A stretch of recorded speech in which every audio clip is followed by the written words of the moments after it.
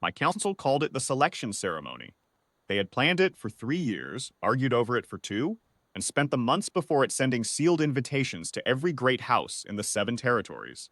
100 noble ladies, they promised me, women of bloodline and beauty and careful breeding. One of them, they said, would become the Luna of Veldorn. I sat on the throne of my father, and I did not want a single one of them. That is the truth I did not tell my council. I was 32 years old, and I had ruled since I was 19, and in all those years, not once had my wolf stirred at the sight of a woman the way the old stories described. The mate bond, the pull, the thing my father had spoken of in his quiet voice when I was still small enough to sit at his knee. He said I would know it the moment I felt it. He said there was nothing like it in the world.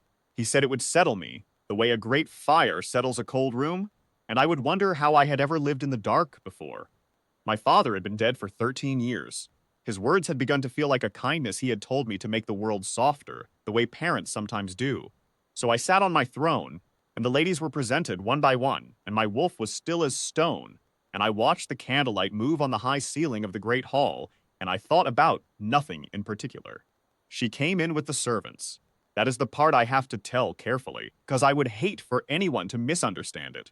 She did not come in with the noble ladies. She did not arrive in a gown of imported silk with her family's seal pressed in wax on a proper invitation. She arrived in a plain gray dress with a worn hem, a seamstress's token in her hand, one of the work summons tiles the house steward sent out each season to the tradeswomen of the lower town. Someone in my household had made an error. Her name, Liz, had been written on both a work tile and a ceremony list, and no one had caught it until she was already standing in the side passage near the great doors, a basket of thread on her arm, looking as though she was not entirely sure she was in the right building. The court noticed her before I did. It started as a murmur and became a laugh, the way a spark becomes a fire when the wind is unkind.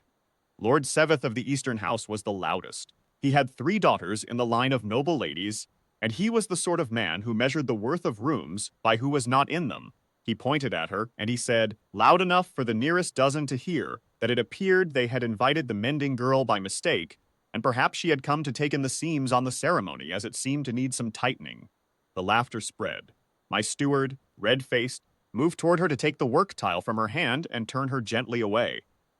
I saw her face in the moment before he reached her. She was not weeping. She was not flushing or crumbling. She held her chin at an angle that was steady and quiet and entirely undefeated, and her eyes were dark and calm, and there was something in them I could not name. She let the steward take her arm. She turned toward the door, and Vale moved. I do not expect those who were not in that hall to understand what it meant. Vale had lived in the vault beneath the throne of Veldorn for 300 years. He was not a creature of performance or sentiment. He was ancient and enormous and largely silent, and he had not descended from the vault into the hall itself since the reign of my great-grandfather. My council considered him a symbol, a piece of old ceremony that had outlived its meaning, a dragon who had forgotten how to move. He came through the vault doors at the back of the hall with a sound like a slow tide, and the candlelight bent away from him, and every noble lady in that room went perfectly still. He was twice the height of the hall's great pillars when he drew himself up. He crossed the floor without looking at a single one of the 100 assembled women who had traveled from 7 territories to be seen. He stopped in front of Liz. He lowered his head until the ridge of his brow touched the stone floor. His wings, half spread, curved around her like walls. He bowed to her, to the seamstress, to the girl with the worn hem and the work tile and the basket of thread. He bowed to her, the way my people bow to consecrated ground. The hall was so quiet I could hear the candles. I do not remember rising from the throne. I am told by those who were present that I did it the way a man stands when a name he has waited his whole life to hear is finally spoken aloud. I do not remember the steps across the floor. I remember only arriving beside her, and the moment I was close enough to see her face fully, the world changed. There is no other way to describe it. My father had told me I would know, and he had been right about everything, and I had spent 13 years doubting him, and I regret that now. The bond did not announce itself gently. It settled into my chest like something returning home after a very long journey, and my wolf, who had been still as stone my entire life, went warm and certain and quiet in a way that was nothing at all like stillness. It was the quiet of a thing that had finally stopped searching. She looked up at me. Her eyes were dark and steady and not afraid. I took off my cloak. It was the cloak of the King of Veldorn, black wool edged in the silver that only my house wore, and I had worn it for 13 years, and I placed it around her shoulders without thinking about whether my council would approve. or whether Lord Seveth would object, or whether this was the sort of thing that was meant to be announced formally with a herald. I said loud enough for the whole hall to hear that I had found my Luna. I said it was her. I said her name, Liz. I said it the way my father had said my mother's name when he thought no one was listening, softly and with his whole heart, the way so you say the name of something you would guard with your life. Vale lifted his great head from the floor and made a sound I had never heard him make. Low and resonant, like a bell struck once in a deep place. My wolf answered it from somewhere inside my chest. The noble ladies were very still.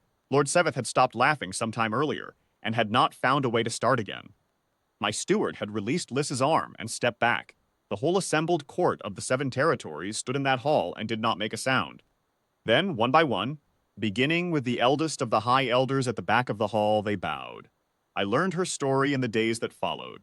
She was an orphan of the lower town, raised in the seamstress's quarter by a woman who had taken her in without ceremony, and loved her without asking for anything in return. She had no bloodline anyone had thought to record. She had no house seal, no family name that filled a ledger.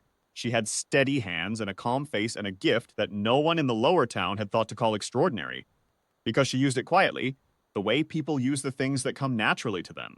She could calm any animal in pain. The cats of the quarter followed her. The horses of the market steadied when she passed. She had thought it was ordinary. She had not known it was the moon's mark on her, the sign of a born Luna, the thing that Vale had recognized from 3 floors beneath the stone the moment she walked into his king's hall. She had thought she was nobody. She had been wrong about that. The world had been wrong about that. I have spent every day since making certain she knows it. We were married on the first morning of the new season, in the courtyard where the old families of Veldorn come to witness the making of a Luna. Vale lay curled at the gate like a wall of warmth. Lice wore the silver of my house, and she held my hand, and her chin was at that same quiet angle I had first seen across a laughing hall. The elders blessed the bond. The court bowed. My father had told me I would know it the moment I felt it. He had been right. He had always been right.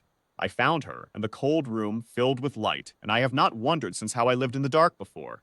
I know how. I simply endured it. And I am grateful every morning of my life that the enduring is finished, and she is here, and the dragon who waited 300 years has finally come to rest.